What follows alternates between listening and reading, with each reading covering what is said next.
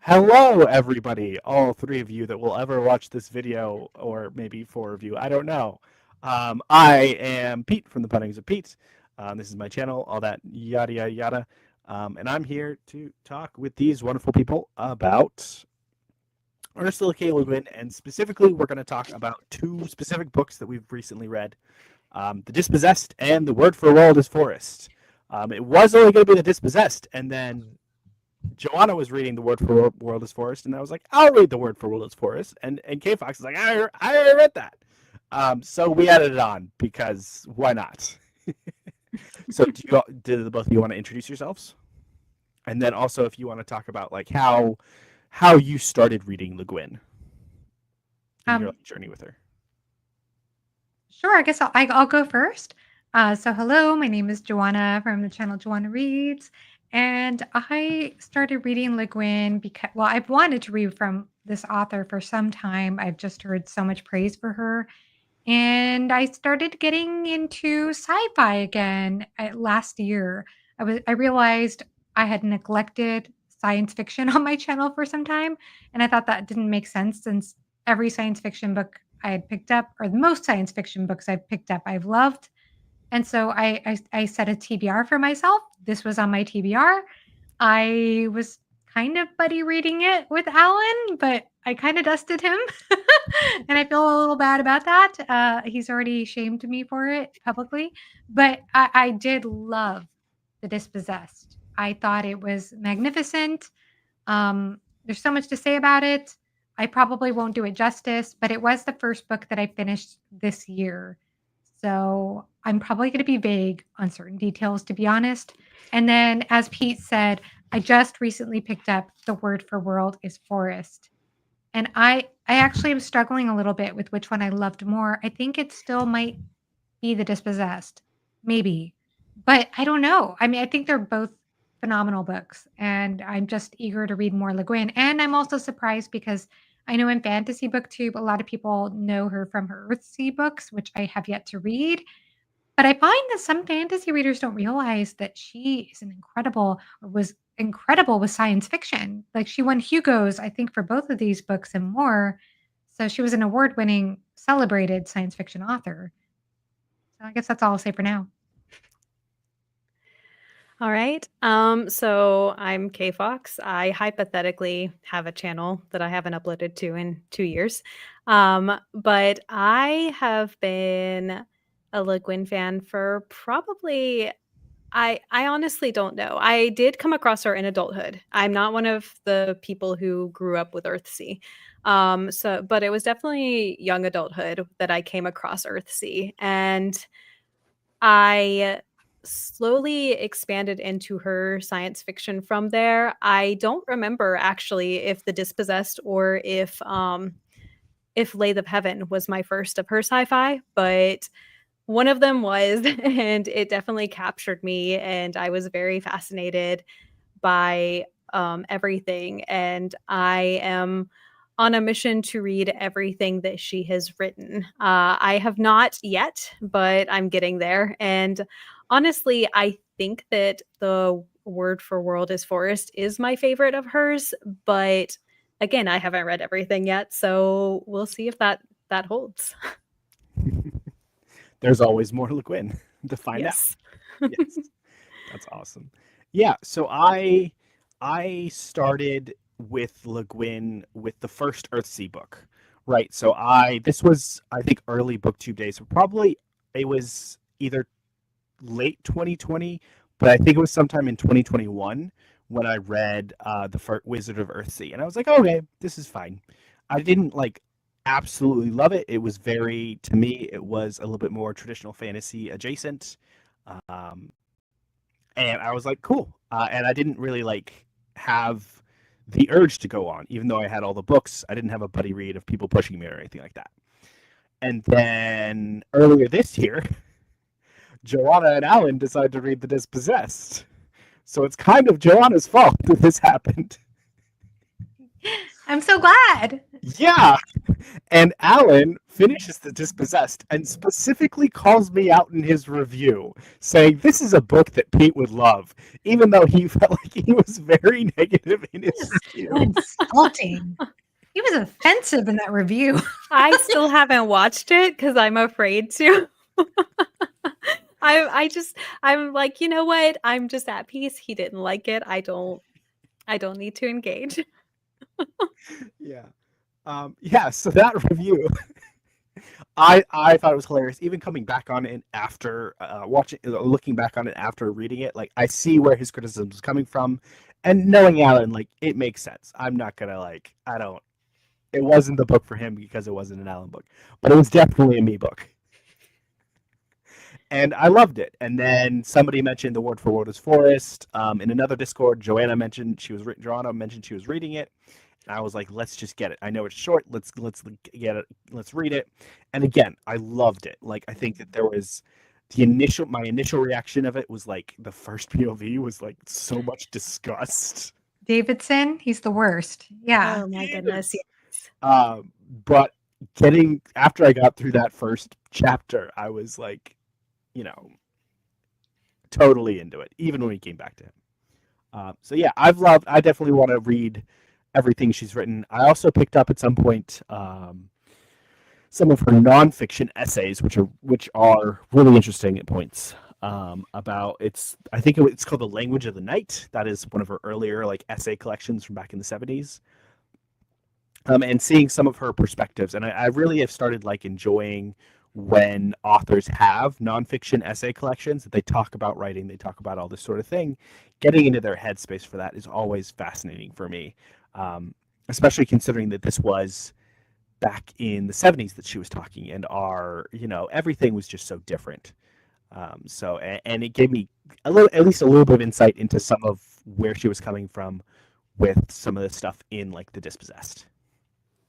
So that was really Rangers. And by the way, can you all hear me? Because I accidentally unmuted. Yeah. Yep. Hey, Matt, how's it going? And Ron. Am I right in saying that Jimmy is done? I hope so. I feel so bad. Sorry, Jimmy. I'm like the worst friend. Yeah. I didn't know he was muted. I mean, I don't think any of us knew he was. None of us knew until No. I think he said yesterday that he was doing it tonight. So to be fair, we already had this schedule. We did, and we had some tricky time scheduling this. Mm-hmm. But you mentioned the essays. I've only read the essay from Elfland to Poughkeepsie, which is about fantasy prose. Excellent essay. Loved it. Yeah. And I actually just started reading her nonfiction book on writing called Steering the Craft. Yes. Actually, I picked it up ages ago because it's on my Libby app. So I picked up the ebook ages ago and then started it, but then I had to return it before I could even get into it. And so I picked it up again. And so I've been reading that little by little in the morning while I eat breakfast. And I just love what she has to say about fantasy prose, to the point where I want to go ahead and message Philip Chase at some point and ask him if he's read it, because I think it's a book like I'm not a writer and I don't teach literature, but if I were to teach literature and writing and prose, I think it would be such an excellent book for teaching. It would be such an excellent book for teaching. But for me, I'm using it to better help my review style, to help me appreciate what she's doing as a writer. And I just think she's phenomenal when I look at what she's doing with her words, especially because in both of these books, one of the highlights I would say for both books, and I would love to hear what you two think, is the way that she plays with dual societies or contrasting cultures. And I think she brings that to life in her prose. I think she brings that to life in her settings, in the tone, in the language of the characters, the terms they use. There's so much subtlety in the way she builds that. But I think it's a powerful aspect of her writing. It's something that I gravitate towards personally. Yeah, Steering the Craft, really good so far. Really loving it. Yeah, I'm gonna have to pick that one up and just to read it and see. Yeah, it's Ursula K Le Guin. Yeah, and it's easy to read. She's automatically on an auto-buy author for me now. I know. I've picked up multiple other like sci-fi masterworks collections that I've seen and have it's growing, the pile. I have a couple questions because I know Kfox, you said that Word for World of Forest is your favorite of these two, or maybe your favorite of all time, if that's if it wins. What about you, Pete? Do you have a favorite between these two works? And I have a second question, which is, what is it about the Dispossessed that you make you feel like this is a you book? So I'm not sure which between them is my favorite. I'm hoping that like our talk here might help me process a little bit more, because I think there's still some about the Word for Forest that I still have to process, that I purposely left off processing a little bit. For the Dispossessed, so some of the stuff that I don't really talk about on BookTube is like me processing modern day politics. And there's a lot in this book, in The Dispossessed, that I feel like I was looking for in like a fiction book a little bit. Right. So I've read Atlas Shrugged before. And to be clarify, I think there's significant flaws in Atlas Shrugged, in that philosophy that I just like, she needs to chill out. There's no compassion. I hate it. Oh. And I feel like this was another side. It's not necessarily like the opposite side of the coin, right? But it's another side of, hey, let's look at this type of, philosophy in society, and how this could play out. And it's even, and it's kind of like, I wish somebody like Ayn Rand would have actually like taken her philosophy to the natural extreme with the society that John Galt was trying to build, right? I felt like she was too busy bashing the people in modern day society to actually talk about like how the society would work and function, if that makes any sense for Atlas Shrugged. Whereas I feel like Ursula Le Guin really like drew out the society that she decided she wanted to build with this book and explore, and she did it to just a beautiful amount. And the narrative framing I really loved is she still contrasted it with what she saw as like a natural extreme of capitalism to a certain extent, and I think that contrast made everything better. I don't necessarily agree with everything that she says about everything, all the ways that she portrayed this other society, but I also see where she's coming from, right? Because she was from back in the 70s. I feel like there was some very specific differences compared to society now, that if you do take those to the natural extreme, like for instance the roles of women in society, I feel like she took those to how people, like there are definitely still people that want that sort of thing, but she took that more to an extreme, and there are ways that we have curved away from that sort of future in our current society. But yeah, I love just the exploration of society and how our relationships to people and everything change depending on how our structures, how our society is structured, how we view I think there's some musings on how we view virtue in here, but I haven't really pulled that out yet. Oh, so well said. I couldn't agree more about the structure in The Dispossessed. I think that was just one of the biggest highlights for me, and how well fleshed out the two societies were, like you said. Beautifully said. What about you, Kfox? What do you think is special about The Dispossessed, and maybe also the Word for World is Forest? I guess it's very similar to what Pete said. Pete did a great job explaining it, of like how both societies are taken to their extremes and like critiqued within those extremes. And I feel like it's definitely something where it just hit me at a time in life, my first read, where it really, I guess, like for lack of better phrasing, it really blew my mind the first time I read it, because that was the first time that I saw society cracked open in that way. Because I mean, I guess my life experiences were kind of sheltered for the most part, and it was something where openly critiquing society in such an, I guess, intellectual way was not ever, I was never exposed to that. And so I really appreciated that. especially because I feel like it was a critique on both ends of the spectrum, at both extremes. And I just really appreciated it, and it felt very authentic and genuine, I guess, in that way. And also, I guess it just was something where all my life up to that point I had been told, like, okay, this is the right way. This is the right way. Like things like that. And just seeing someone who was just like, let's just look at this. Let's just look at all this. Was just a whole different experience for me. Especially because at that point I had read a lot of more classic sci-fi, I guess. And it was the most modern sci-fi that I had read up to that point. So that's saying a lot. So that, I guess, yeah, as far as The Dispossessed goes, I would just echo basically what Pete said. World for World is Forest is actually one that the first time I read it, I really didn't like it. I thought that Davidson was extremely unrealistic, was like just this extreme strawman, you know. I was like, what is this? I don't believe this. This is ridiculous. And I just remember, like, I enjoyed and appreciated the later in the book, but I just was so put off by the idea of this unrealistic character. I reread it, I believe in, I don't remember my second reread, but my latest reread was earlier this year. But I remember my second reread was recently enough that I realized, hey, there are people like this. I had yeah. I know Again, playing into the naivety of my early adulthood. So yes.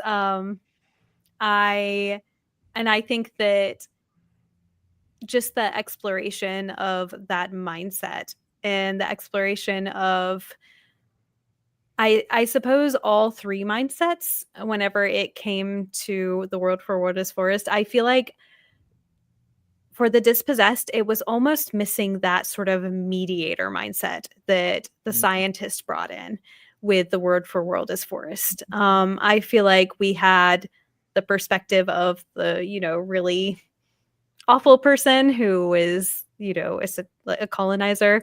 And then we had the perspective of like the indigenous culture there, and then the scientist who was from the colonizer perspective but wanted to learn and understand. And I feel like that was, for me, missing a little bit in The Dispossessed, that sort of bridge, if you will. And of course, Shevek is trying to be that bridge, but it wasn't to the same extent to me. I also honestly just think that Ursula Le Guin really, I love her short fiction. I think that is, I think that she's just very good at packing that full emotional punch in her novellas and in her short stories. And sometimes her novels, while I do love them, they can get a little bit drawn out. There were a few times in The Dispossessed where it was just a little bit too slow, or just a little too, I guess, I'm trying to think, like, I guess sloggy, if that works. But yeah. And so I think that that's why the World for World is Forest. Also, that one does specifically speak to me just on my personal values. I am very about environmentalism. My job is in that. It's, so that's just inherently something very that's close to my heart, I guess. Yeah, that's well said. And I actually think these two books complement each other so well. But when I think Yes. about the books and like how I'd recommend them, I feel a bit more hesitant to recommend The Dispossessed. I don't know how much of that was influenced by Alan hating it, but I do feel a little bit more hesitant with it. And I've noticed that Alan's not alone in feeling like the book was preaching at him or whatever. I know I was watching another discussion where somebody was complaining about that too. And I thought, did we read the same book? Like, that's not what I felt like Le Guin was doing. I mean, it's called an ambiguous utopia, and I did feel like she was trying to portray the issues on both sides, and I think it could almost border on nihilism with the way that she does that. But at the same time, I feel like there is some hope that you can glean from the end of the Dispossessed if you look for it. But it's a challenging book. I feel like it's a challenging book. There's a lot to take in, and I felt like there were, it's a book. I honestly did listen to the audiobook recently as a reread. It was a very superficial reread, though. It wasn't a close reading reread. And I still feel like I could reread it again and get more out of it. There were so many little details in how she explained things and what she wanted to explore. And the word for world is forest. I agree with you though, Kfox, because she packs in so much into this short little novella. You also get the dual society exploration, you get colonization. What else you get? Violence is explored, and like it is in The Dispossessed as well. Those are similar themes in The Dispossessed, but you also get this concept of what a god is.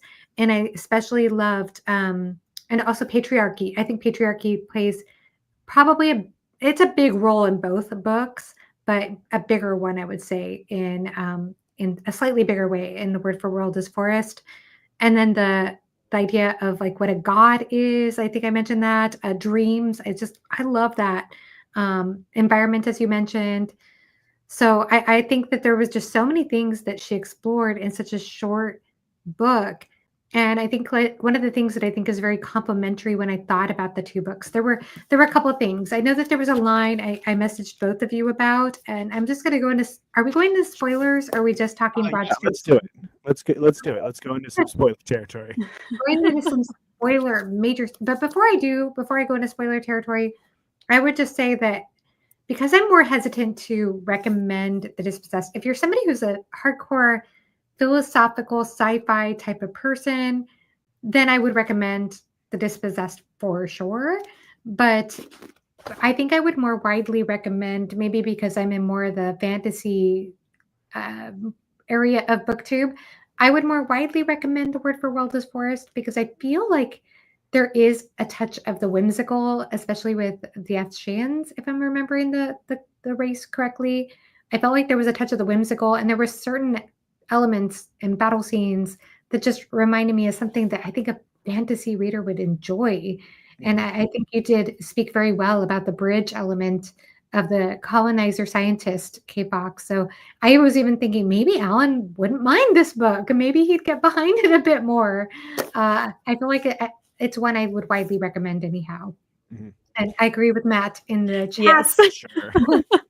You should just read them all. But I think these are very complementary books to one another. So one of the things that immediately spoke to me about how this is a complementary book to The Dispossessed, in addition to the dual society and some themes that are a bit crossover between the two books, as we already mentioned, is the concept of the wall. The wall being a very important symbol and what opens the book in The Dispossessed. Walls being literal in the beginning of the book, but also being a symbol of psychology, of philosophy, there's a whole idea about walls that comes through the whole entire book. But there's also a line in, let's see, I hope I can find this now. There's a line at the very end, and now I'm not finding it, which I'm kind of sad about. But there is actually a line that reminded me of walls. Oh, I thought I highlighted it. Darn it, I can't find it now. Oh no. Well, I'll look it up in a bit. But yes, there was a line in the back at the very end of the book. I thought, yeah, and it reminded me so much of The Dispossessed. And well, I'll just go ahead and read this, even though I'm not sure if this is the line I was thinking about. But there's a line here that sometimes a god comes, and this is from the perspective of Selver. He brings a new way to do a thing or a new thing to be done, a new kind of singing, a new kind of death. He brings this thing across the bridge between the dream time and the world time. When he has done this, it is done. You cannot take things that exist in the world and try to drive them back into the dream. to hold them inside the dream with walls and pretenses. That is the line. That is insanity. What is. There is no use pretending now that we do not know how to kill one another. So once this idea of killing and violence is introduced, there's no going back. Once something enters your consciousness, you can't undo that thing. Once you tear down the wall, there is no turning back. And I think actually that's one of the things that you can glean. Well, it could be looked at as a positive or negative in the dispossessed, but this idea of a wall being an obstructing force, a wall being something that's severing one thing from another, a boundary, and that maybe that boundary in Shevik's mind is bad. And then tearing down that wall, offering the information about simultaneity, the communication, but maybe there's hope in the end that he does free that. Like, that's something that's a little ambiguous, but it's something that you could explore. And then just tearing down that boundary, is that good or bad? I think that's a really interesting exploration, but that was one thing that came to mind as far as why this is a complementary book to The Dispossessed. So yeah, I think that both books are so well thought out though, and do so much. So yeah, I'll just leave it to you two. What do you think about anything I said or anything you want to hear? I thought that was great. I love this idea of like the wall and everything like that, because it definitely it pops up multiple times throughout Word for Word is Forest. Right. So going back to simultaneity, from like the fact that Shevik invented the Ansible or Yeah. gave them that physics, that rebounds into the concept of the wall within the colony. Right. So how originally their orders came back and forth every like 34 years. And then once they got that Ansible, they had to make sure they were able to get orders every basically anytime they needed them. And I think this interacts really well with our perception of how powerful Davidson was, because I felt like once the Ansible was in place, Davidson had to purposefully isolate himself more in order to maintain, like he had to build his own wall in his logic, which is I saw it done and I was like, this is scary to watch him jump around logically this much. But he had to build that wall up for himself to maintain that perception of, to maintain that xenophobia, that perception of human superiority in this and everything, right? He had like his logic was absolutely wild and inconsistent and crazy, and it read like a really, really, really racist Facebook post.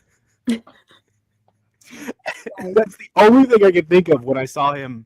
I think it was like the second POV that he had, that he was like, well, I bet you this Ansible thing is fake, and these orders are fake, or these people are corrupt, and they're trying to make sure this colony fails. And like none of the things that he put out there to justify everything was logically consistent at all. He was just trying to put that wall up between himself and the rest of the world to justify the actions that he wanted to do. Yes. And it was Yeah. It's too real in our world, Pete. Yes. Isn't it? Goodness. Yeah. It's definitely one of those things where true. It's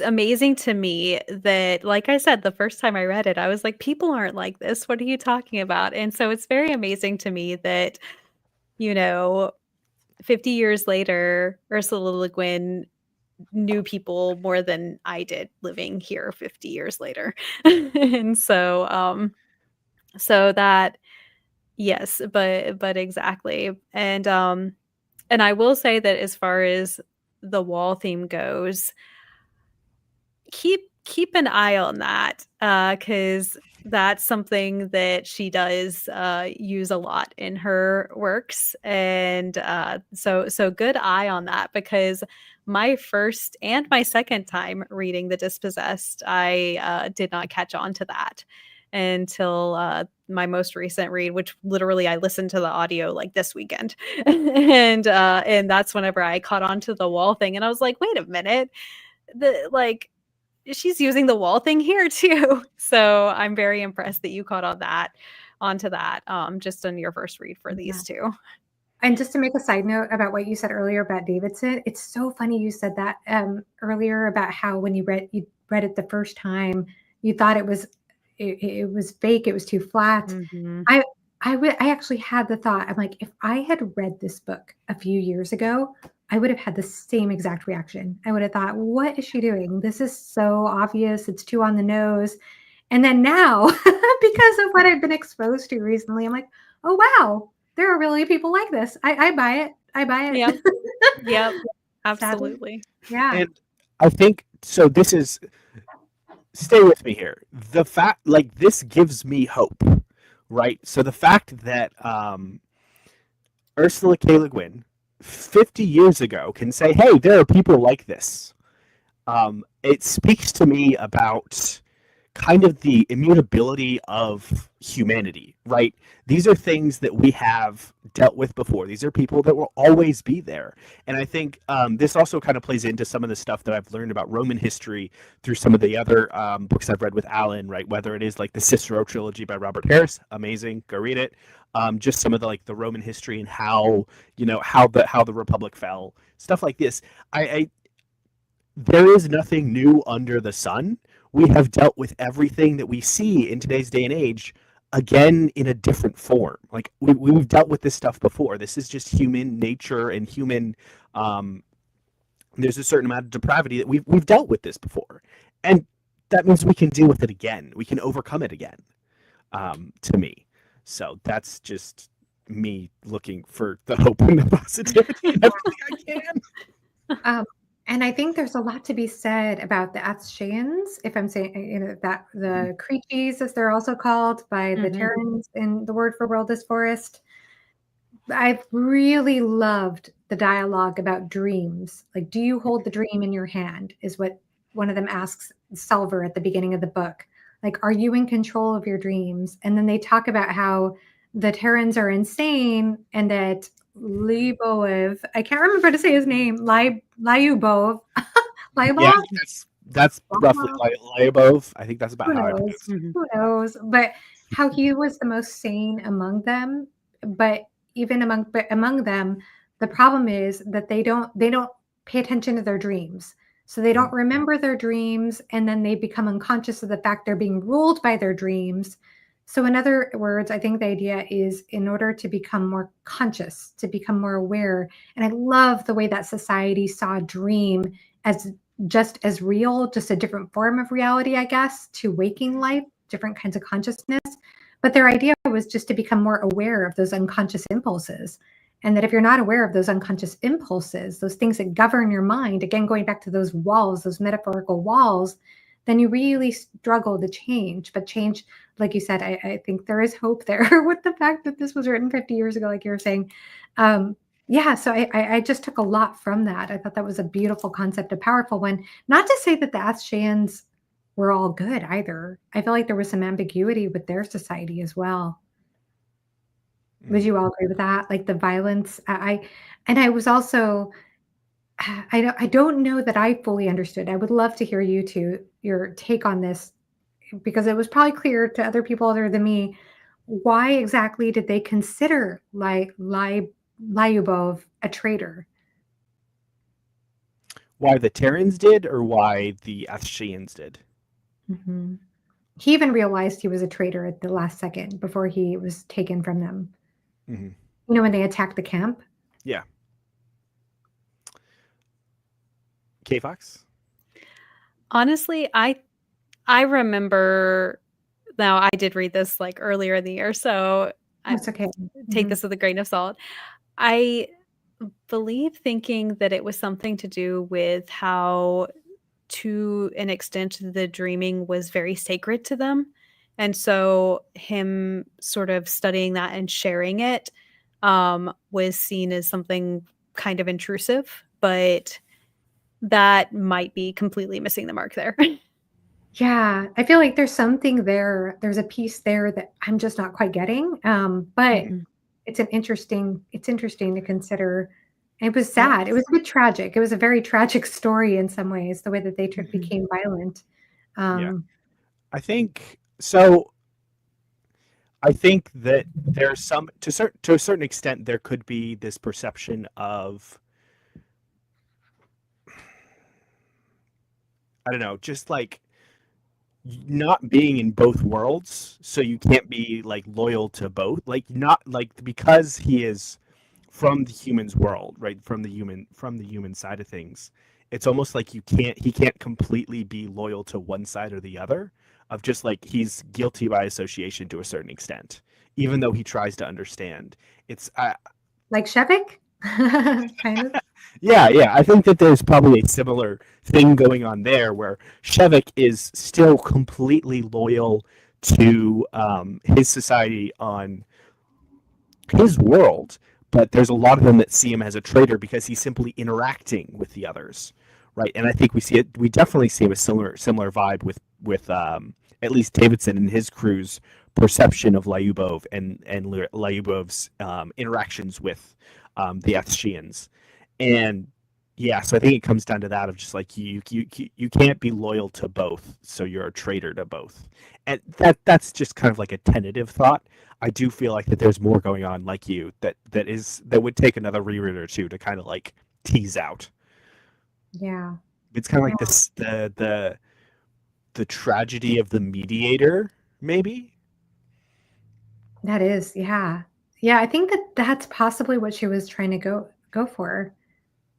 Yeah, because I mean, nothing really exists in a vacuum at that point, right? Like everything once those colors bleed together, there's no going back. So, yeah, and I think that plays really well into Selver, right? Mhm. I think that plays really into like his role of God within the Eschians, right? So I think it was somewhere in there they talked about how God could also be translated like translator, which is what really I think really hit it for me, right? Like if you consider every word that the Eschians say is still translated into English, into Terran speech, right? So it's still every word they say is like a rough approximation, especially stuff like God. So to me, like the using that as like, okay, he's a translator of concepts, like he's that bridge that he was talking about. He brings these concepts and he translates this into his own culture in a way. And I believe in the beginning, one of the first two POVs from Selver, he kind of talks about how he was apart, right? They talk about how he hadn't been in the dream for a while because he was so close to the humans, like he wasn't holding the dream as much as everybody else. And I definitely get the feel that like Selver himself was almost kind of similar to Lyubov in the fact that because he was a translator, there was a certain amount of, yeah, he was a god, but he was so much more set apart and alienated from his culture because he was that he had taken on that role upon himself. Yeah. Yeah. No, that's so interesting. I know that I said I brought up the patriarchy part earlier, but it's interesting how it felt like that was the inciting incident, right? That Davidson raped Selver's wife, and then she ended up dying. And there's even question mark as to whether she died by suicide, that you could die by a death wish if you wanted to in that situation, or whether he actually killed her, but we don't know for sure. We think he probably killed her, even if by accident. So this was something that was interesting to me. I really gravitated towards looking at how the role of women, especially as in the beginning of the Word for World is Forest, they bring 210 women to the planet for the men. And the way Davidson talks about the women, it's so objectified. It's nothing more than like a sexual toy. That's how he sees women. And then when you look at the Athshans, by contrast, when you look at them through Lyubov's perspective, he sees that they even have respect for the elderly women, whereas in his society, people have no use for elderly women anymore. That once you have no fertility, you're of no use. So I find that is an interesting part of how patriarchy. I just, so this is something I really I appreciated about the book. It kind of reminded me a little bit of another book that I read earlier this year, even though they were totally different books. I read a book called Ice by the author Anna Kavan. And something that I found really powerful about Anna Kavan's writing of the world, of the book Ice, is the way that she combines these themes of patriarchy and environmental cataclysm, that there's, and try to control and authoritarian control, that all these things, that there's a through line between all of these things: authoritarian control of government, colonization. I don't think colonization was as much explored in her book, but it was more authoritarian control, and then patriarchy, control of women, abuse of women, and then also leading to addiction and sickness in men, but also how that's part of the way we treat the world itself, the earth itself. And I felt like there was something similar that was being explored in The Word for World is Forest, that the way that they, obviously you get the sense that the Terrans destroyed Earth, right? They destroyed Earth as we know it. And they also, I feel like there was a connection between their treatment of the planet and patriarchy. I feel like there's some kind of connection there in their ownership. And again, and then but at the same time, we contrast that through The Dispossessed. I'm just going to jump around here a minute and you two can respond. But in The Dispossessed, we have Anaris, the anarchist society, the utopian anarchist society, that is described as more of like, kind of dystopian in setting. Like it doesn't have a lot of plant life, or there's droughts going on. It's not the most, it's not the best environment. I mean, it's hard. It's a hard environment. People are very weathered and work very hard to survive there. Whereas on Eurus, which is more analogous to Earth, Eurus is beautiful. It is a beautiful, gorgeous planet, but there's all types of war and obviously capitalism and all types of issues with greed. So I don't know. It's interesting to compare and contrast these two books because I feel like they're doing something different in that way. But again, in this book, I really see the through line between patriarchy and destruction of the planet, the environmental theme. Yeah. Anybody want to respond to that? Sorry, that was a little messy. You're good. Do you want to go ahead? Yeah. You go ahead. I think I still have some thoughts that need to okay. Back real quick. I guess I'll just say that that is something that Le Guin does a great job of exploring in all of her fiction, is the role of women in societies, in different societies, and kind of the comparing and contrasting. Because even though it's not necessarily presented through the lens of environmental destruction in the same way, in The Dispossessed, there is still that possessiveness of women and them being seen as sort of objects on Urus or whatever.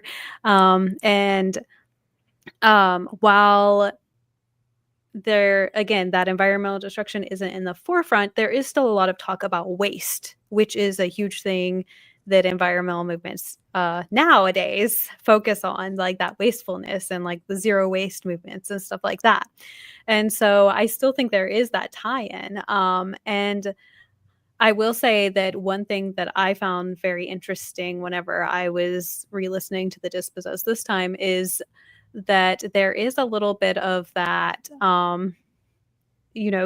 give and take with it of, while, okay, yes, the women are very much seen this way.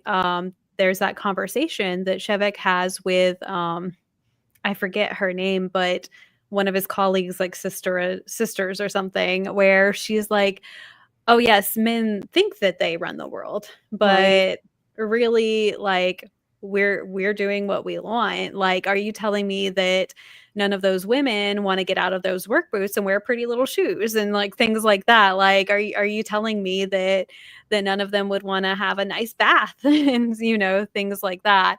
And so it is a very interesting kind of look at, and I feel like that's whenever it is very much emphasized that, okay, this is like the extremes here. Like there is middle ground for especially women's role in society. And I guess one thing that if I could summon Ursula Le Guin back from the dead and ask her like one question, I would ask her why she did decide to make the anarchists sort of world the like arid, deserty, awful place that it was. Like I am very curious about that. And I wonder if it's not because historically in situations where there is less, there does tend to be more of that striving for equality, like thinking about things like the Great Depression. Women would often work then because they had to, because everyone had to, or during World War I and World War II, women were often in the factories working and things like that.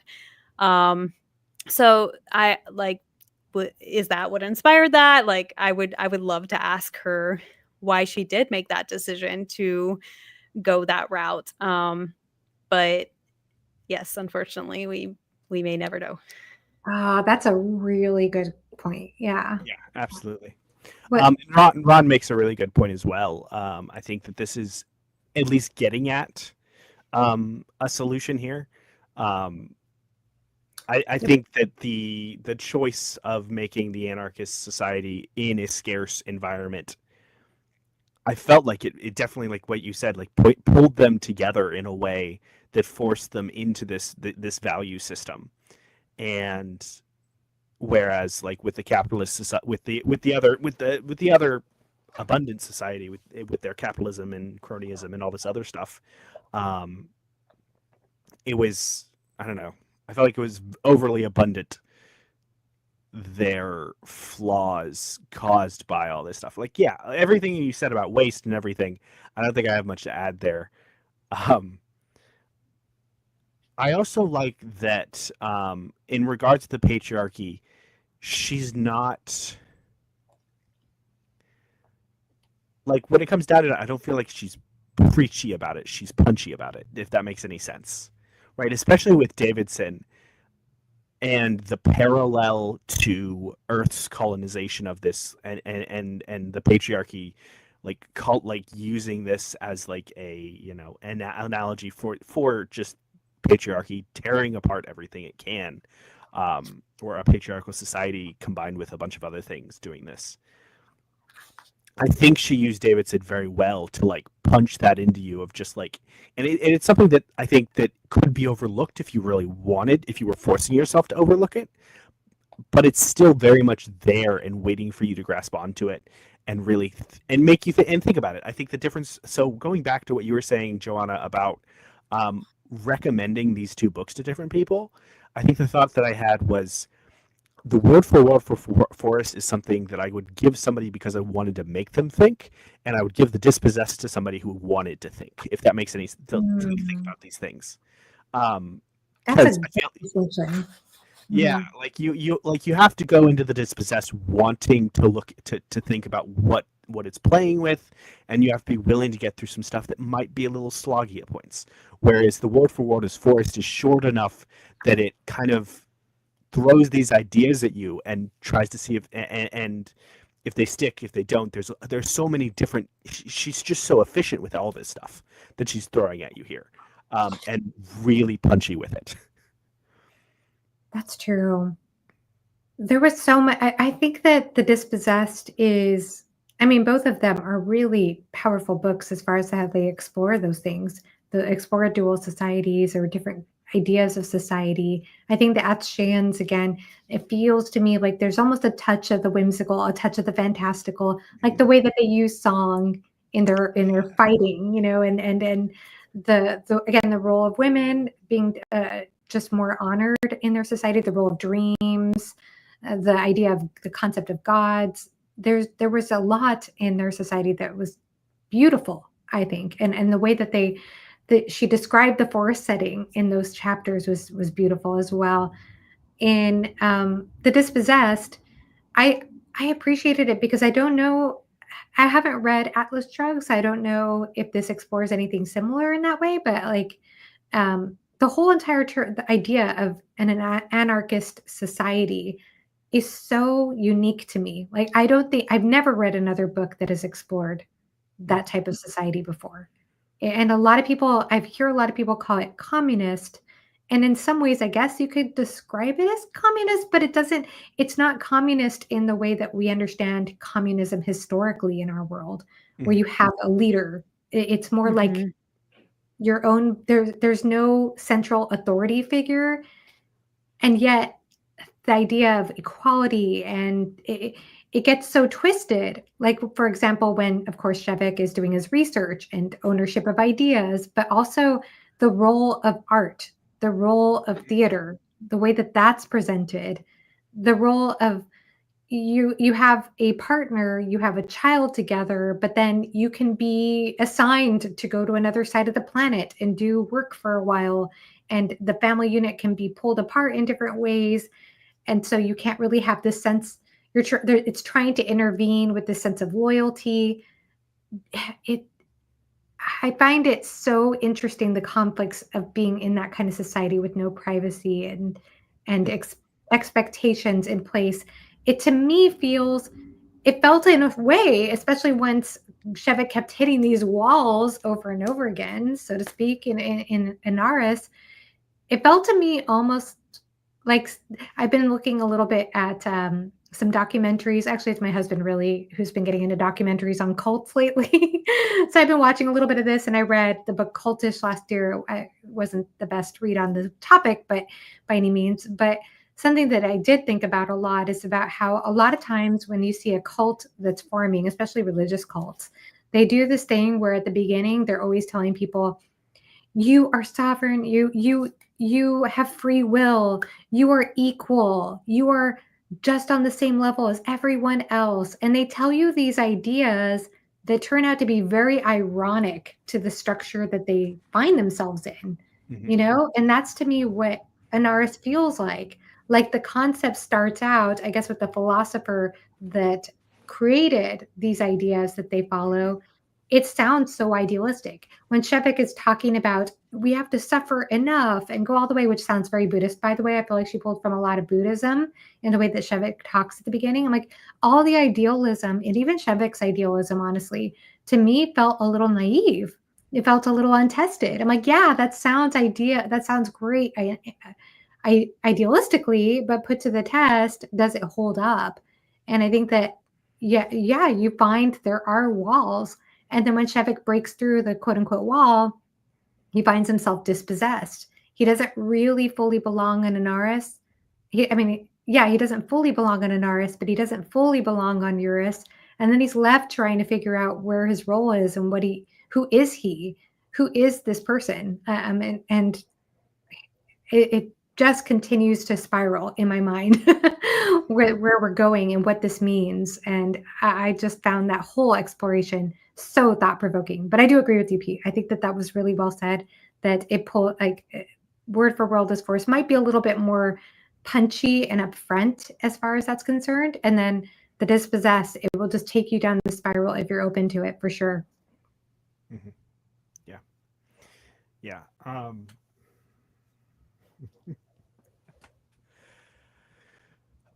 I just there's so many things in these books that I think I could like try to pull out.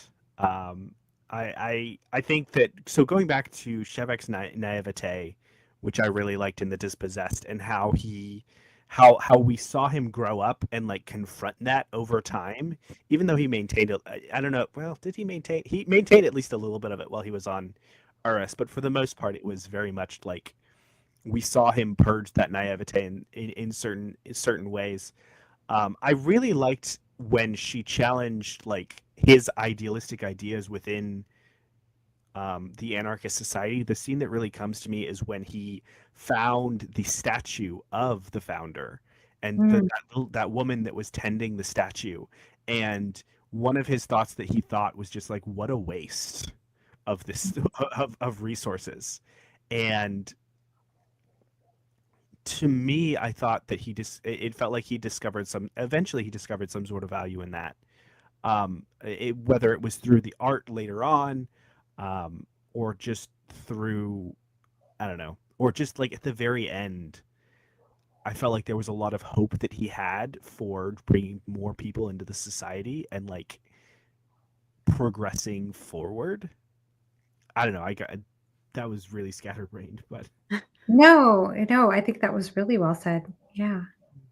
I also think that towards the end, where you do find out that Shevek and his sort of like little group of almost like rebels, the anarchists within the anarchists, when you find that they are kind of pushing for more people to be brought into their society, for them to sort of like open the border, so to speak, to bring more people in.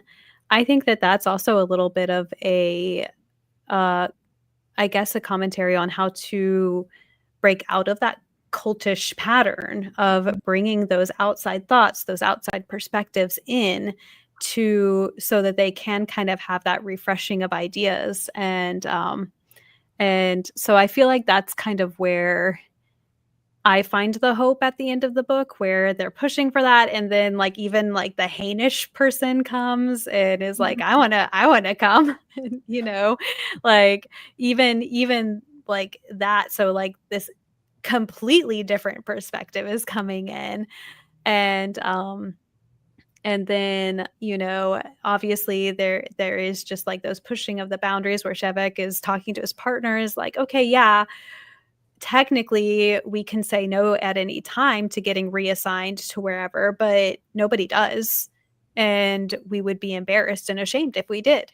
And so like technically we can, but really we can't. And so if we technically can, but in practice we can't, is that really that freedom? And like exploring that question of, okay, like societal pressures are just as, you know, just as effective as legal pressures. Like whenever you look at campaigns for, you know, quitting smoking, the reason why a lot of those numbers went down wasn't necessarily because of laws or anything. It was because of social pressures and other things like that. So I think that that also just the pressures of society and how they influence actions, and just looking at all of that.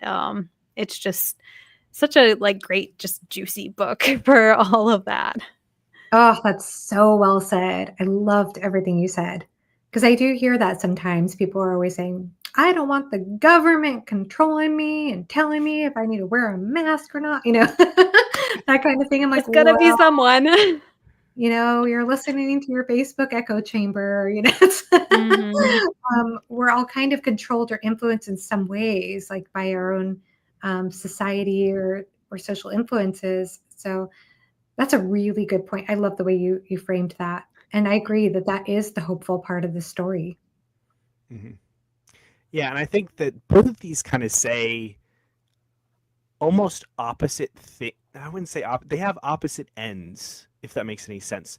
So I feel like the ending of The Word for World is Forest is a tragedy to a certain extent. Like, yes, the Eschians are now going to be left alone, but they also have that concept of violence that has been introduced into their society.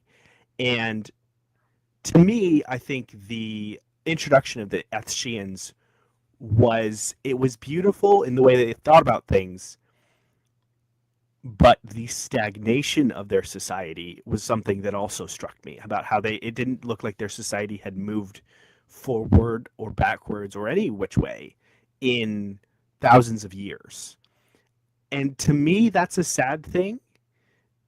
And I think that just shows that like I very much value progression of society. I don't know, progress, some real weird progress thing in the back of my mind of just like, hey, let's discover new things.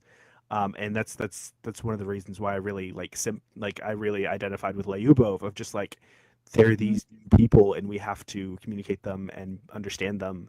And just this whole concept of understanding new things is just something that's been at the core of both of these stories that I really love. But going back to the concept of like progress not always being a good thing in the perspective of The Word for World is Forest, is like, okay, you're having this god figure, this translator, come in and give you this new idea to progress forward, but it's going to affect your society in bad ways. And then contrast that with what you were talking about, Kfox, with the introduction of new blood um, into the I want to call it the Moon Society, because I always thought it was like the Moon versus Earth, basically. But into the anarchists to give them that refreshing. I feel like they're two almost completely different endings, because one is an opening up and a bringing in of new ideas, and one is a closing down, but also a bringing in of new ideas, but in a tragic way. And I feel like the distinction between that is the opening up and the invitation, because in the word for forest, the word for world is forest. It is an invasion. Like that's how those new ideas are coming in, because they're being like forced upon them, versus in the Dispossessed is something where Shivek and his group are wanting to invite these people in, and these people are already reading the philosophy. They're already like committed to the culture of Eris, and they already want to like come in. So I feel like that's kind of a bit of the difference that's being explored there. Absolutely. Yeah, just everything around translation and understanding in these books, and it's so great. Honestly, that's just a theme that I love in general. And I think that, again, it's something that Le Guin does explore a lot in all of her books. I'm excited for you two to read more of her stuff, because like I want to be like, yeah, it's just like in her other books, but I don't want to overly go into her other books. Yeah. But I'm excited for both of you to read her other science fiction, but also Earthsea. Earthsea does explore these themes a lot as well. So yes. I'm excited. I'm excited to read basically everything by Le Guin after only 2 books, which is wild. I have The Lathe of Heaven on my shelf as well. So that's a really interesting one. Have you read any Philip K. Dick? I read Ubik earlier this year. Okay. Because I know that's different for Philip K. Dick, but I loved it. Yeah. Lathe of Heaven is kind of like her, I guess, her tribute to Philip K. Dick. So yes, it's kind of more, it's very inspired by him. So yes. Is it more like Do Androids Dream of Electric Sheep? I've heard that's different than Ubik. Have you read Ubik? I haven't read Ubik. I've read Do Androids Dream of Electric Sheep, and I've read A Scanner Darkly, and I've read another one that I can't think of right now. But I would say that of the 3 that I've read, it reminded me the most of A Scanner Darkly, just because it is a little bit... I'm trying to think of a more articulate word than like bonkers, but it kind of is just very bonkers and kind of trippy, for lack of better words in my vocabulary at this time. And so it is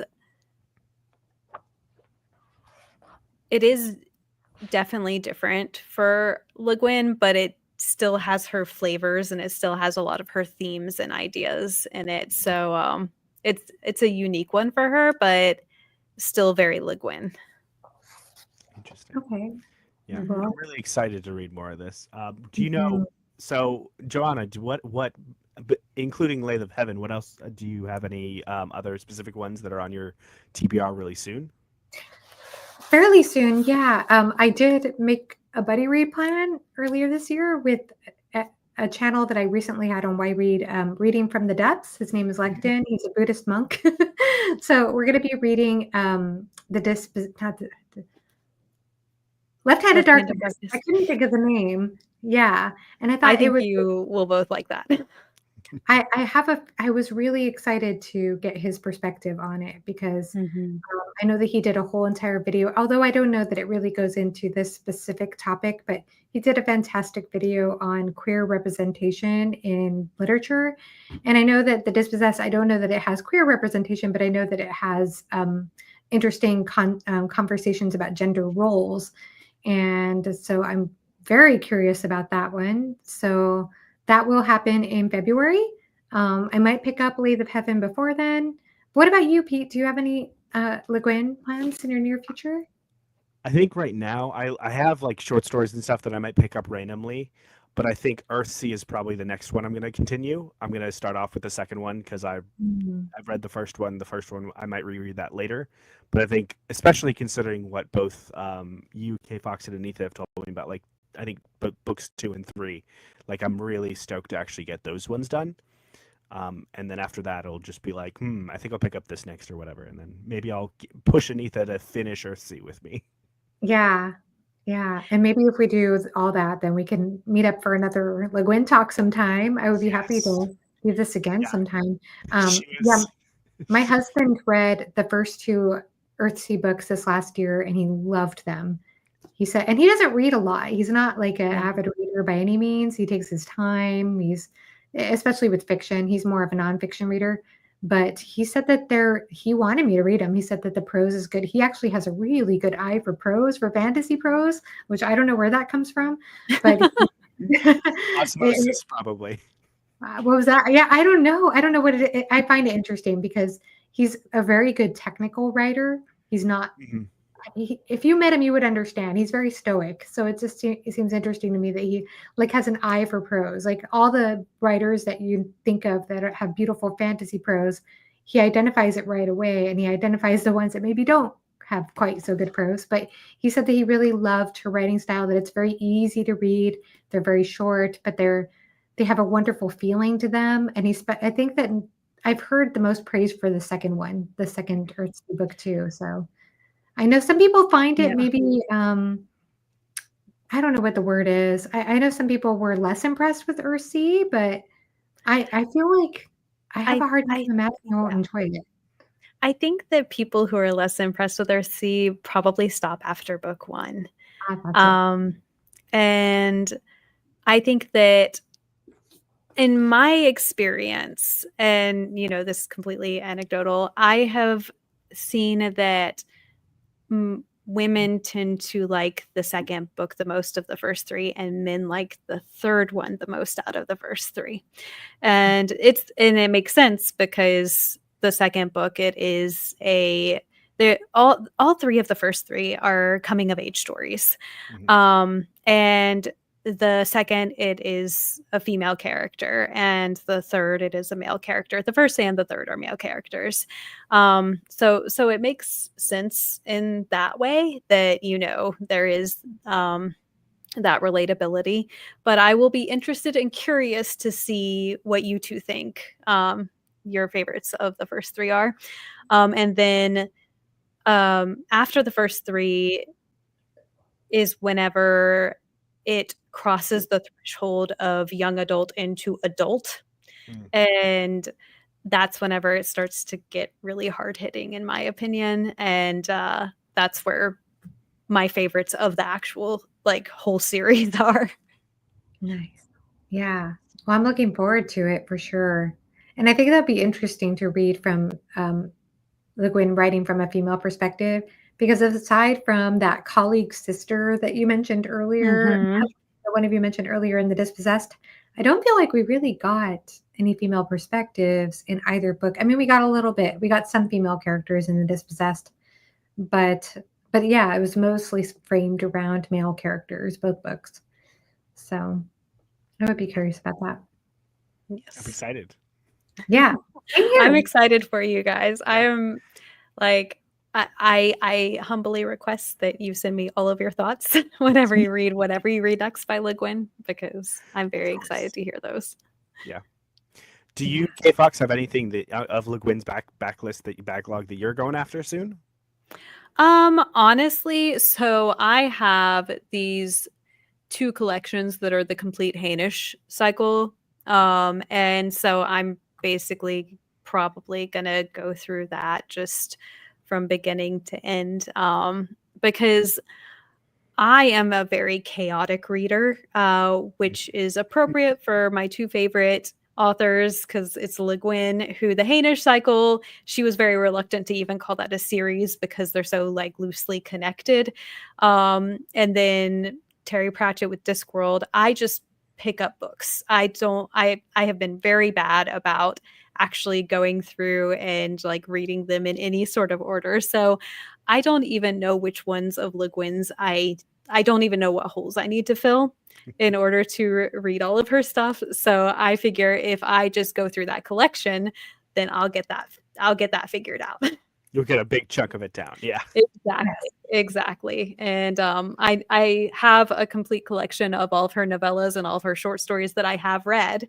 But again, I don't know which of those, like, so there are holes, and I'm just gonna try to cover everything. Have you read the first Hainish cycle publication? So I think that's Rakonen or something along those lines. I have not read that one. Yeah, really Rakonen's World, I think it is, or something like that. Yes, I have not read that one yet. I've heard a lot of good things. So yeah, maybe 2025 will just be my year of Le Guin, and I'll just read everything. Oh, yes. Well, that'll be a good year. Yes. Absolutely. Well, do either of you have any last thoughts you want to share with everybody before we wrap this up? I think everyone should read Le Guin. I think everyone should read all of her stuff. Yeah. We can definitely all agree on that. I was gonna say nothing outside of that. But honestly, I thank you. I mean, thank you for having me on your channel for this, Pete. And it was so wonderful to talk to both of you about this. And I look forward to any future chats we have about this author. Of course. Yes. Same here. I feel the same way. Thank you so much, Pete. Wonderful talking with both of you. This has been such a joy to discover Le Guin this year, finally. It was about time. I'm so excited to read more from her. Yeah, it's going to be amazing. Thank you very much for being willing to come on here and talk about her. It's been these definitely are both going to be like in the top reads of 2024 for me. So it's discovering new authors, even though I've read one before her. It feels like I rediscovered her as an author basically, and be like, oh wow, this is amazing. So this has been great. Thank you so much again. And thank you everybody out here that is watching either now. Thank you, Ron, and everybody else who's been commenting. This was fantastic. Thank you for this. And I hope everybody has a wonderful night. Make sure to get some rest, because rest is super important, because it allows your brain to function and it allows you to think, and thinking is great. Everybody have a great night.